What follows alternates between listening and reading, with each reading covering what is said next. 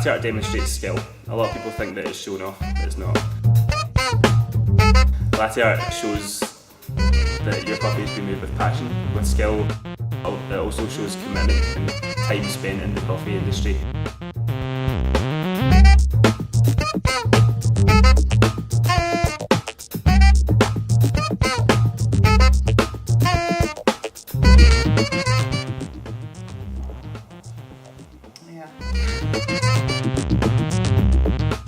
Florida Cup Coffee Training is a relatively new business. It was born out of a need that a friend and I saw for the coffee industry to have a better training facility.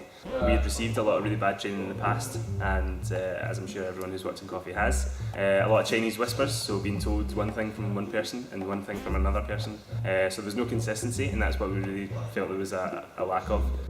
Well, my personal experience is around 8 years in the coffee industry, starting with absolutely zero knowledge as a full-time server. So this evolved, I worked my way up the ranks and started doing management. Was lucky enough to be asked to open a couple of coffee shops on behalf of an owner. So right away we were training full stores at a time, so it wasn't just one-on-one training, which I try to aim for now. This is a kind of process called distribution, so we're trying to make sure that the ground coffee is spread evenly throughout the basket, so that as the water passes through, it's going to pass through evenly as well. I think that my technique now is a very good one, a very simple one, and I think that it's kind of widely applicable to various kind of ways of making coffee. So what I try and do is deliver a basis of information for people to then go and build on at different, in cafes, different restaurants, or working for different employers or working on their own. Just giving them that kind of base knowledge that then they can kind of basically interpret it any way they want.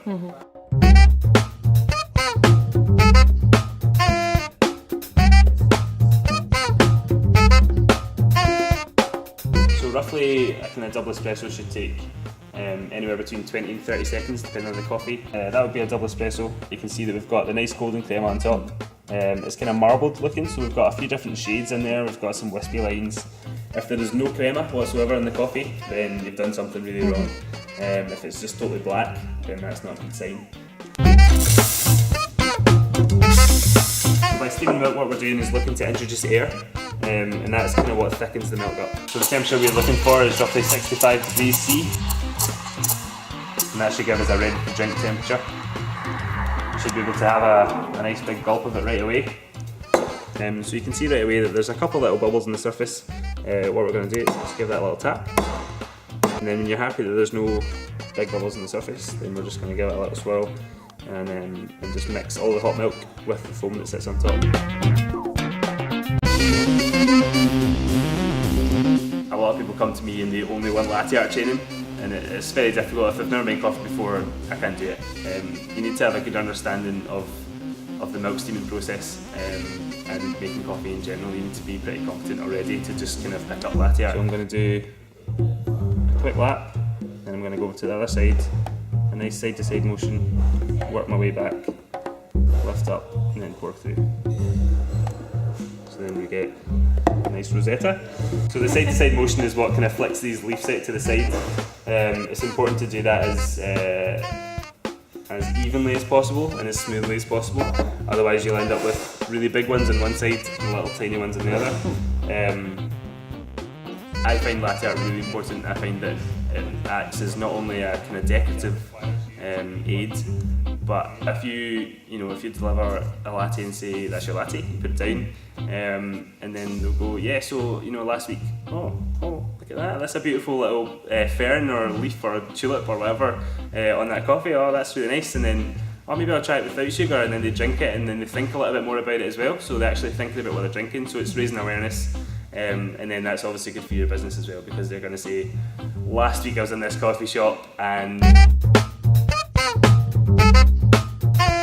the biggest mistakes that I see are people running too much water through their espresso. No smell, no aroma. Think about the mouthfeel as well, so how much thinner it feels in your mouth. Yeah, too much like water. Yeah, so it's just like water, it's just over extracted. Not having enough knowledge about how the grinder works, so having the wrong grind setting, and their espressos are pouring too quickly but they don't understand why. If your grinder's too fine and your coffee takes far too long to come through, then it's like a tea bag. The longer it spends in the water, the more kind of bitter it gets. So the longer the espresso spends brewing in there, then it's going to become more bitter. Oh, yeah. You can smell it. It's so strong. Wow. Yeah.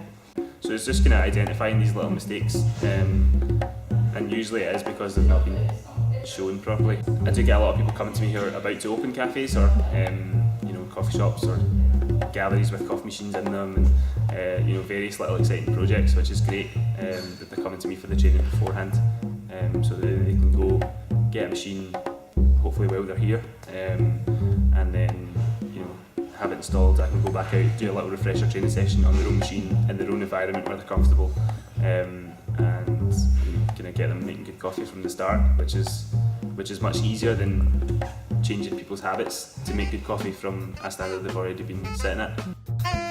Everything that you can think of to do with coffee is subjective. So what I think is a great espresso shot, you might not, and vice versa.